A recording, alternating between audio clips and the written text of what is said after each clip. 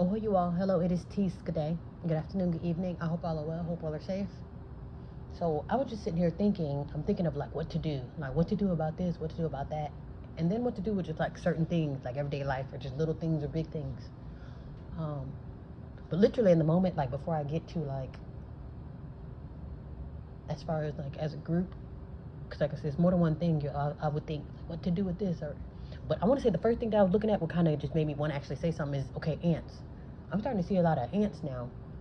So it's like I go to sit down, and then there's ants, and of course they're like by the windowsill, and it could be that it's starting that summer's around the corner, or summer will be here within the next few weeks, but and then insects change with the weather. But I'm thinking like, okay, now I like ants. Ants are very hardworking, they're resilient, and I feel like they're always on a mission. Ants, I just feel like they're very very intriguing insects. But the only thing with me, like I say, if I'm not in nature, I don't want to see no damn insects.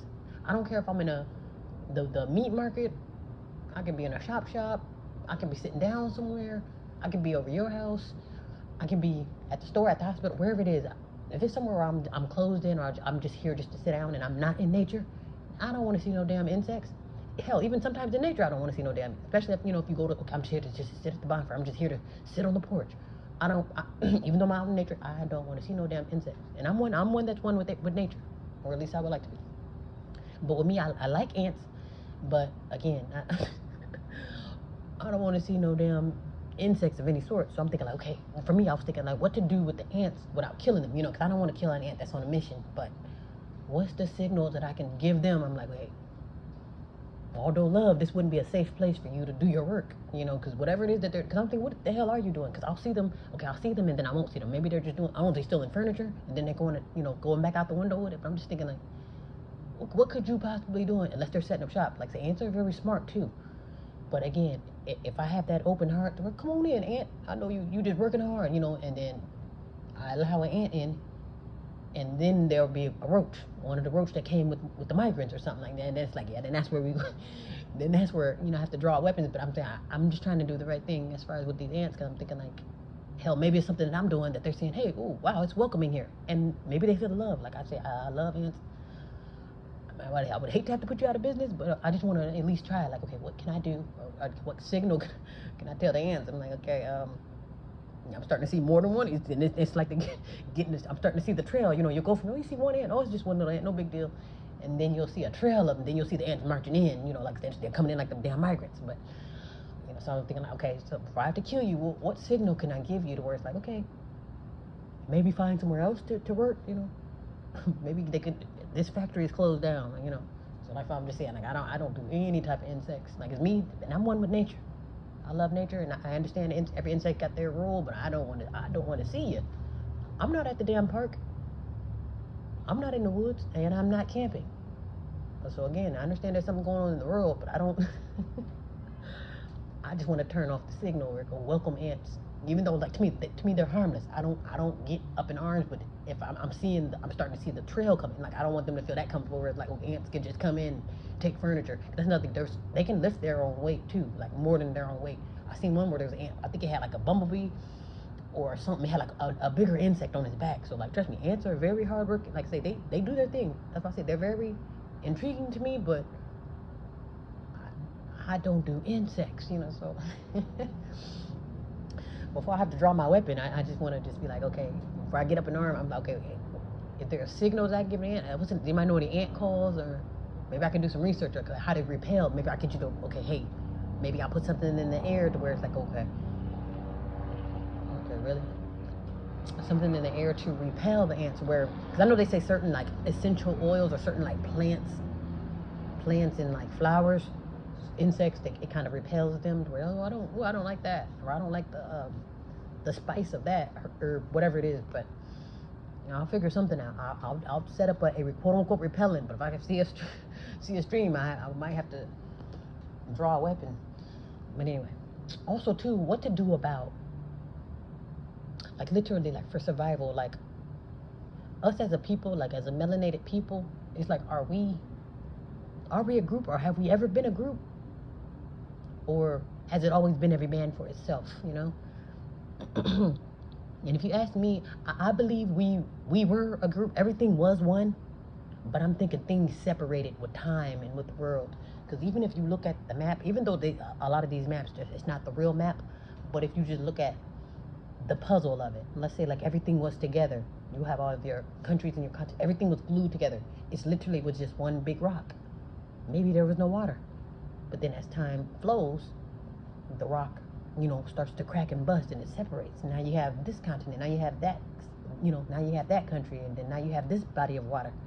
So I get maybe after time you kind of separate, but it's kind of like, but even then, is it still kind of every man for it themselves, I'm here and you're there, but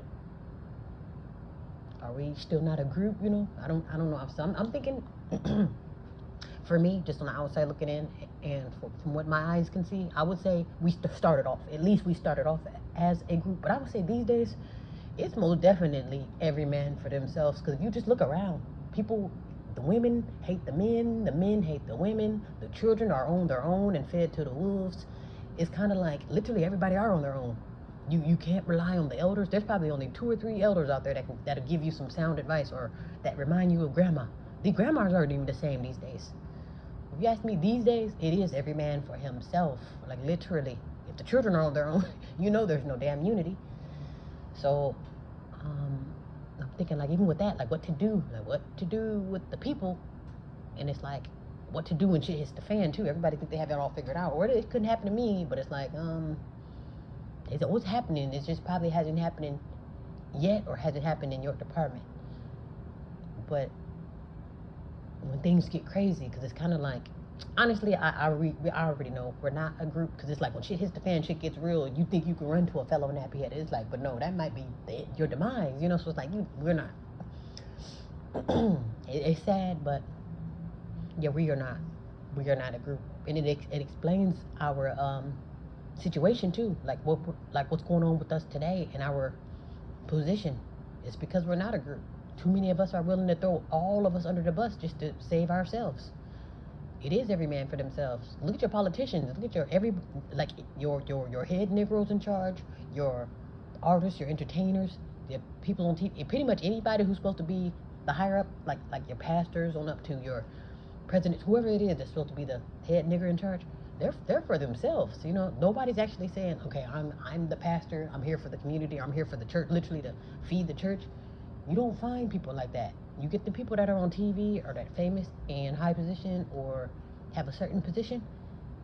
They're going to be good, and more than likely you're still going to be in that same situation, And it's actually really sad, but it's good to know, because that will be the confirmation that it is every man for themselves. And some people can say, well, hey, that's not true. We have our group, or we're sticking together, but that's just y'all over there in that department. Like I say, that's probably just either a group or a tribe. That's like a tribe that y'all got going on.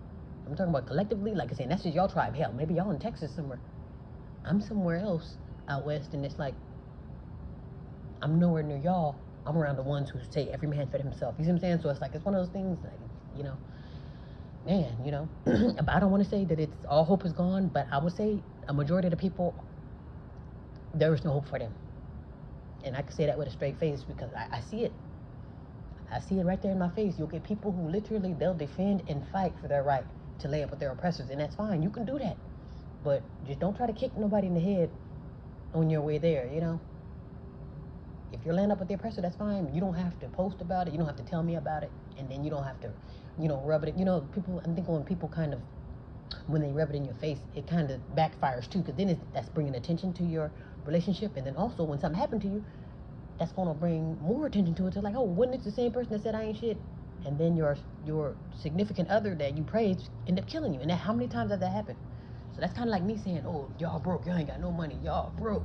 And then I'm eating out the garbage can the next day. How's that going to look? You see what I'm saying? So it's like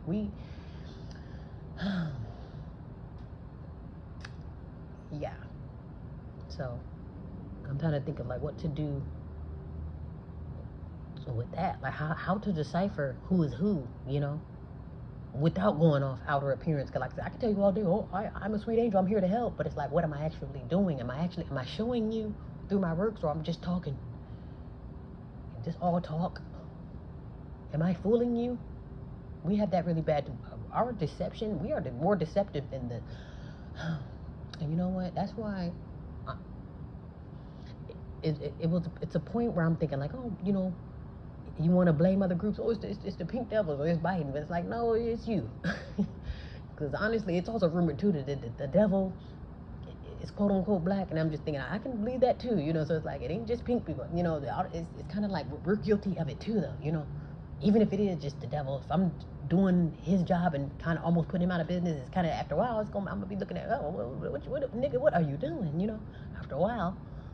So it's like, can we really, whenever I really sit back and think, and I'm thinking like, wow.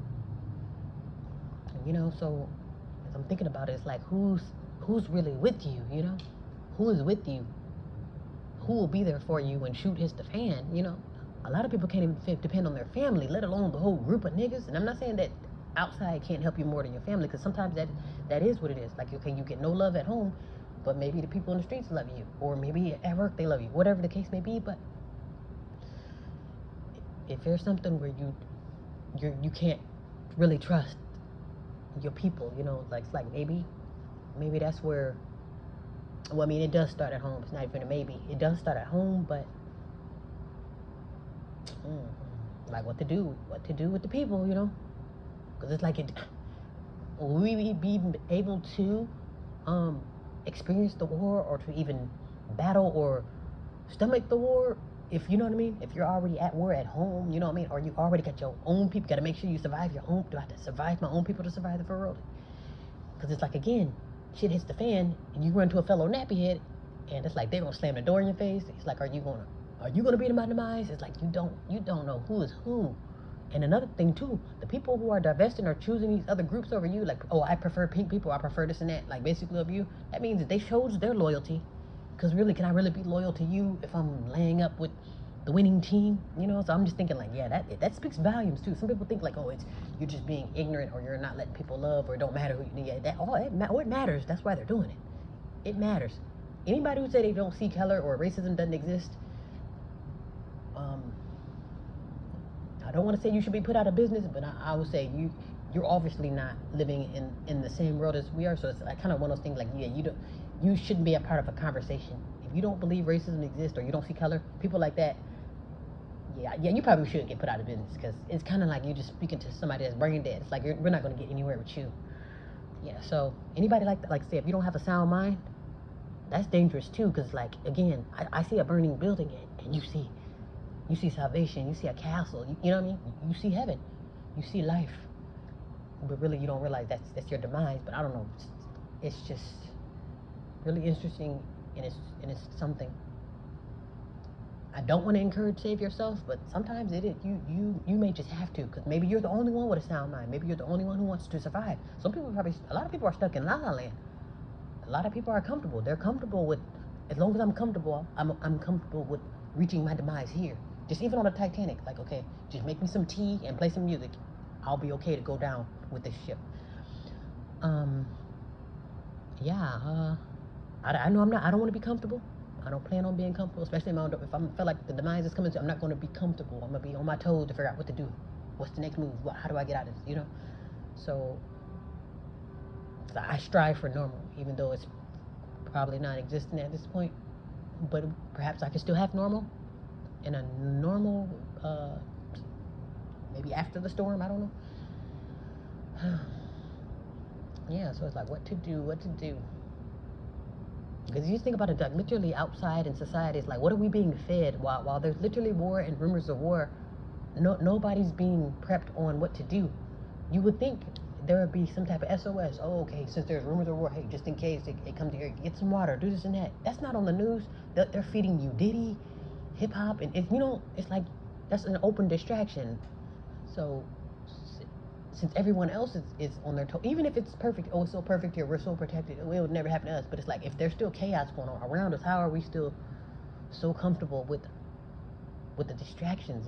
It's just crazy how we just, like, wow, maybe that's what makes it comfortable. Like, okay, I would rather be distracted so I don't have to see the craziness, because I don't. And sometimes people do feel that too. If you just keep your head down, maybe they won't say anything to you. But really, that can make you a part of the crowd, though. the more the majority of people got their head down on their phone, you're going to be easy target too because you're quote unquote distracted. You won't see this one coming, so you'll just be an easy target. Versus the people that are running east or running for the mountains, oh, I can see them running, but there's still many more people with their head in the sand, you know. So it's like you can very easily be manipulated, even though the ones who are running are the ones who are speaking out or being seen and heard, you know, and labeled as a problem. I don't know, and I'm thinking it's the fear part that kind of gets in the way because people think fear like, okay, fear means stop. No, sometimes fear can mean motivation. Okay, you scared me into shape or you whipped me into shape, which, okay, that was scary, but then it was also a wake-up call and an eye-opener, you know, to be more prepared next time. Okay, it was scared that I had a near-death experience, but now you know how to avoid that experience, or you'll know now. You are more alert. You know that the pot is hot now, or you know not to go down the alley. And you know to keep your guard up though. You know to be more careful. So, you know, although I don't want you to, or you ought to not live in fear, it's still good to get that, the wake-up call, the kick in the ass, if you will. You know, learn. You know, even if you're learning as you go. I know I for sure all of my experience has literally been a learning. Even the good, the bad, all of it. The close calls, been a learning experience. And it's also helped me to be grateful too. It's just, hey, glad you survived that one, or glad you made it, or glad you didn't get harmed. You know, it's an eye opener. And if you can appreciate it, I can appreciate to learn that and to grow from that. Now I know how to move. You see what I'm saying? Sometimes you have to go, you know, you have to make your own scratches to know what to do. But it's, again, at the same time, what to do. You know, you think about it and then make plans. You know, what to do about this, or what to do. And I would say now, what to do. This will be the number one challenge for people who love mess. What would you do without the mess? What would you do without social media? What would you do without internet? Pretty much, what would you do without whatever that is that's keeping you afloat? What would you do without your cell phone? Besides kill yourself, because I know y'all would not. Y'all wouldn't know what to do. Even with that cell phone test run, oh, we can't use our cell. People were going crazy, taking it out on the employees. This guy making $10 an hour, and y'all tearing up the AT&T store. Good googly. Like, trust me, you should be going after the CEO. Nobody had, like I said, the CEO maybe sent out one text, maybe a day later, oh yeah, sorry about the phone. But they didn't say, okay, here's 10 cents off, or, you know, here's a year's free of phone service since we scared you all to death. But no. That's pretty much to see how would you act, or what would you do? They want to know too. What would you do in this situation? But yeah. I knew what I would do. I would just get all the way out the way. Maybe get somewhere quiet. It'd be nice. I would say whatever's going on. If I'm in peace and quiet, I am okay with it. It could be a whole explosion. Okay, there's a volcano over there. Okay, you guys are experiencing a volcano, and I am somewhere where it's quiet and sunny. Well, I'm pretty much like in Zen. I'm like literally relaxing and probably like meditating maybe. Yeah, like literally clear mind and then like no worries. And I can't say so far when it is where the whole world's panicking, I really do have no worries. Probably because I either don't notice or I just wasn't at the party. Because, you know, with the whole internet shut down and the cell phone shut, I wasn't thinking about the electronics at the time. So it's like, to me, I didn't experience it because I wasn't participating with the cell phone in order to realize the outage, or I wasn't participating with the internet to notice there's no internet, you know, or I wasn't. There's something where it's like I'm not really participating with I'm not a part of the chaos or the disasters, or everyone's losing their job. I'm like, well, that's good because I'm not, I'm not jobbing either, you know. So it's like it's one of those things. It's not really my problem, which is good. I would love that. Or the world's panicking, it has nothing to do with me because I have no reason to panic. It's probably because I already panicked, or it's nothing to panic about. Which is nice. And it gives me reason to woosah and exhale. Yeah, but that would be nice to know, like, okay, what to do for alternatives, you know? Like, yeah, like medicine. Maybe that would be something too to work out for people who's one with the pharmacies, who basically got to be on medications. I would say look for alternatives. Look for holistic alternatives. Like, what will be the alternative for diabetic medication or for heart medication? What's good for heart health? When the pharmacies are not delivering anymore. Because, you know, like anything that they're giving it to you can be taken away. You know, even with the job, you've seen it happen with the 2020. I gave you a job, gave you a house, gave you money, and they took it right back. And then people have been effed up ever since. So I would say pretty much anything that you feel like you gotta have, or you'll do anything to have it, just find the alternative to where you don't have to do anything strange to keep the lights on. Yeah. But anyway, be well, be safe.